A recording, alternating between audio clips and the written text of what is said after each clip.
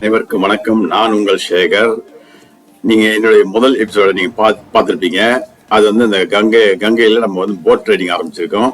இன்னைக்கும் அதே boat riding தான், கொஞ்சம் அதனுடைய கண்டினியூஷன் தான். அது நம்ம இப்போ வந்து ஃபாஸ்டா போயிட்டு திரும்பி வரும்போது எல்லா காட்ஸும் உங்களுக்கு நான் சொல்றேன்னு சொல்லியிருந்தேன். அதே மாதிரி நீங்க வந்து இன்னைக்கு என் கூட வந்து பயணிங்க. எல்லா விஷயத்திலும் உங்களுக்கு காட்ஸையும் உங்களுக்கு ஒன்றும் தெளிவா சொல்றேன். இங்க பாருங்க, இங்க இது வந்து ரத்னேஸ்வர் மகாதேவர் கோயிலுங்க. நண்பர்களே, கங்கையில படகுல செல்லும் போது நம்முடைய கண்களுக்கு ஒரு வித்தியாசமா காட்சி. அதாவது கங்கை நீரில் பாதி மூழ்கிய நிலையில் ஒரு புறம் சாய்ந்தபடி காட்சியளிக்கும் இந்த சிவன் கோயில் தான் ரத்னேஸ்வர் மகாதேவர் கோயில். இத காசி கர்வெட் என்றும் அழைக்கிறார்கள். இந்த கோயில் ஏன் இப்ப சார்ந்திருக்குதுன்னா, கங்கை நீரில் பெரும்பாலான நேரங்கள் மூழ்கி இருக்கிறது. இதற்கு பின்னால் ஒரு சுவாரஸ்யமான செலவழி கதையும் இருக்குது. ஒரு தாய் மீது உள்ள கடனை ஒரு மகனால் ஒருபோதும் முழுமையாக தீர்க்க முடியாது என்பதை கூறும் ஒரு நம்பிக்கையுடன் இந்த கோயில் தொடர்புடையதான். ஆனால் வரலாற்று மற்றும் கட்டிடவியல் பார்வையில் இதன் தாழ்வான அமைவிடம், அடித்தளத்தின் தன்மை மற்றும் கங்கை நீரின் தாக்கம் ஆகியவை கோயில் சாய்வதற்கு நீர்கள் முழுவதும் காரணமாக இருக்கலாம் என்று கூறப்படுகிறது. கங்கையின் நடுவில் இருந்து இந்த கோயிலை பார்க்கும்போது காசியின் ஆன்மீகம் மர்மம் ஒன்றாக நம் கண்முன்னே நிற்கிறது. ஹர மகாதேவ்.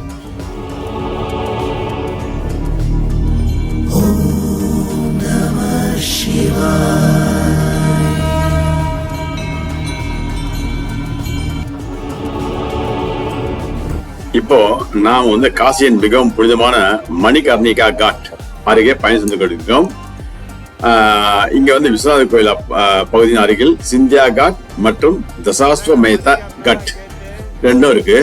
இது ஒரு சாதாரண காட் இல்லைங்க. பிறப்பும் இறப்பும் முக்தியும் ஒன்றாக நினைவூட்டும் புனித பூமி. இங்கு வந்து எரியும் ஒவ்வொரு தீபமும் வாழ்க்கை நிலையற்றது என்பதை நமக்கு உணர்த்துகிறது.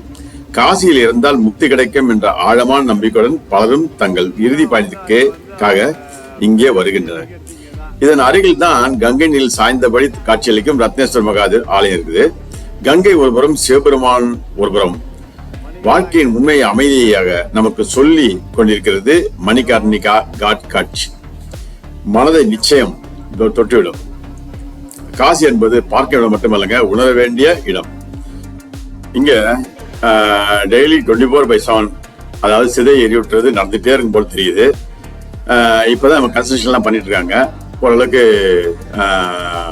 நல்ல விதமா டெவலப் பண்ணிட்டு இருக்காங்கன்னு நினைக்கிறேன். ஏன்னா மக்கள் இது ரொம்ப முக்கியமானதுனால உங்களுக்கு காட்டணும்னு தோணுச்சு, காட்டுட்டேன். பாருங்க, இதுதான் ஆதியும் அந்தமும் நமக்கு வந்து முக்கியமான இடம். மக்களுடைய ஒரு நல்ல ஒரு வாழ்க்கை முறையை இங்க அமைதியா உறங்குது.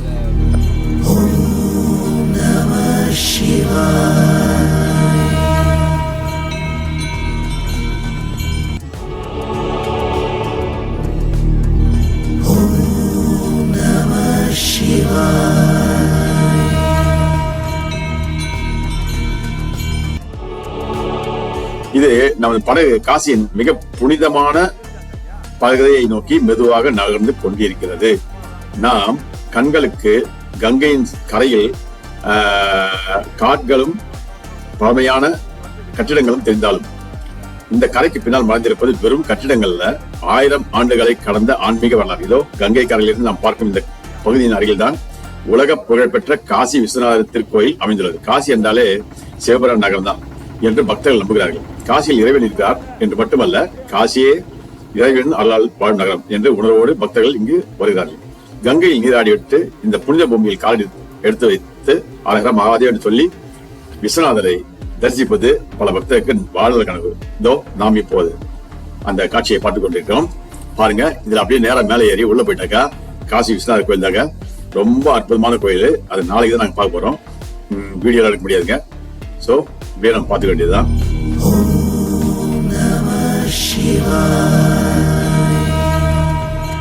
இதோ நாம் இப்போ வந்து லலிதா கட் அருகில் செல்கிறோம். இந்த காட் வந்து காசியின் முக்கியமான ஆன்மீக தலங்கள் ஒன்றாகும். இங்குதான் நேபாளத்தில் புகழ்பெற்ற பசுபதிநாத் கோயிலை போன்ற அழகிய கோயில் அமைந்துள்ளது.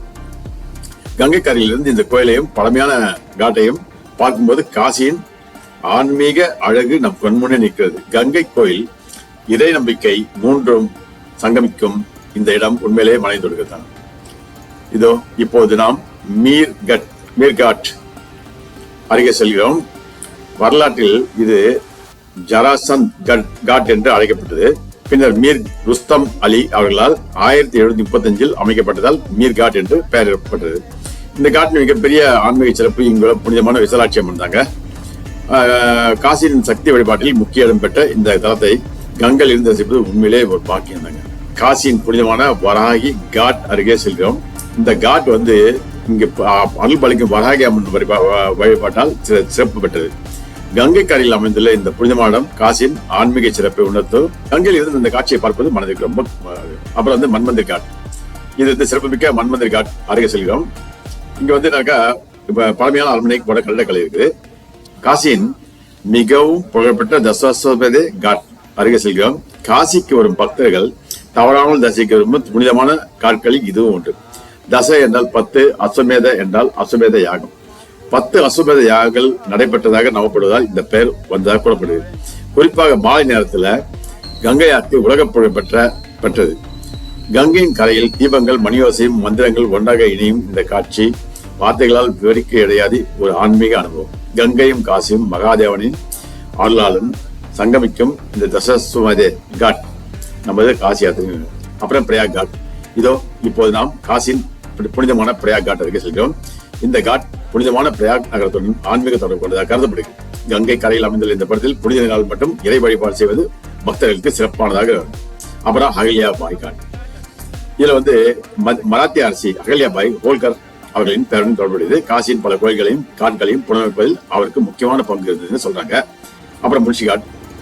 இது 19ஆம் நூற்றாண்டில் ஸ்ரீதர் நாராயண முன்ஷி அவர்களால் அமைக்கப்பட்ட ஒரு காட். இதன் அழகிய அரண்மனை போன்ற கட்டிடக்கலை புகழ்பெற்றது. கங்கை கரையில் அமைந்துள்ள இந்த இடத்தை பார்க்கும்போது காசியின் பழமையான வரலாறு உண்டாகும். அப்புறம் தர்பங்கா காட்.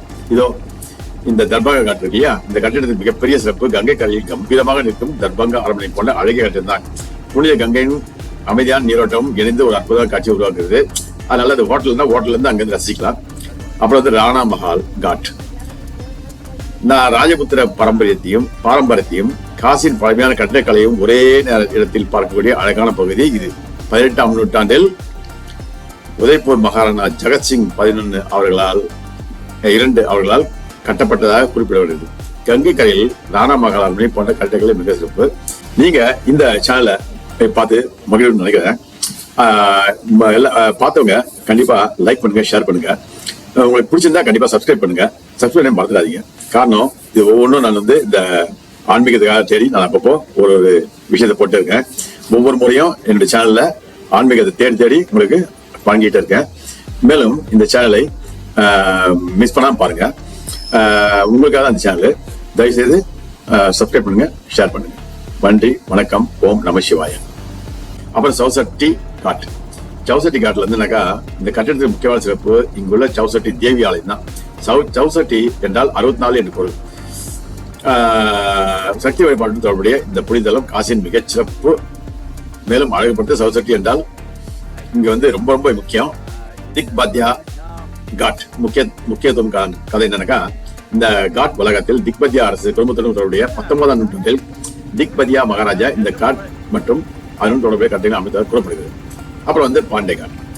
இந்த கட்டல் என்ன பேருக்கு பின்னால் ஒரு சுவாரஸ்யம் இருக்கு. சுமார் 1805ஆம் ஆண்டு பீகாரின் சாப்ராவை சேர்ந்த பபுவா பாண்டே இங்கே ஒரு பாரம்பரிய மல்யுத்த பயிற்சி மையமான அகாடாவை அமைத்தார். அவருடைய பெயராலே இந்த காட் பாண்டே காட் இருந்தது. இதுக்கு முன்பு இது சர்வேஸ்வர காட் என்று அழைக்கப்பட்டது. வரலாற்று சிறப்பிக்க ராஜா காட் அருகே செல்கிறோம். இந்த கட்டடம் இந்த காட்டின் வரலாறு சுமார் 18ஆம் நூற்றாண்டுக்கு செல்கிறது. முதலில் இங்கு மராத்திய அரசர் பாஜிராவ் பாலாஜி அவர்களால் சுமார் 1720ஆம் ஆண்டு காட் அமைக்கப்பட்டதாக குறிப்பிடுகிறது. பின்னர் பேஷா அம்ருத் ராவ் அவர்கள் 1780 முதல் 1807 காலகட்டத்தில் இந்த காட்டை கற்களால் புறமைத்து இங்கு பல கோயில்கள் அமைத்தார். அந்த காலத்தில் இது அம்ருத் ராவ் காட் என்று அழைக்கப்பட்டதாக வரலாறு குறிப்புகள் கூறுகின்றன. அமிர்தேஸ்வரர், விநாயகேஸ்வரர், நாராயணேஸ்வரர், கங்காதேஸ்வரர் போன்ற கோயில்களும் அமைக்கப்பட்டன. மேலும் அன்னபூர்ணா மடம் இந்த பகுதியின் ஆன்மீக முக்கியத்துவம் மேலும் அதிகரிக்கிறது. இந்த மடத்தில் முன்பு சாதுக்கள், ஏழைகள், தேவையாளர்கள் மற்றும் சமஸ்கிருத மாணவர்களுக்கு உணவு மற்றும் உடைகள் வழங்கும் பாரம்பரியம் இருந்ததாக கூறப்படுகிறது.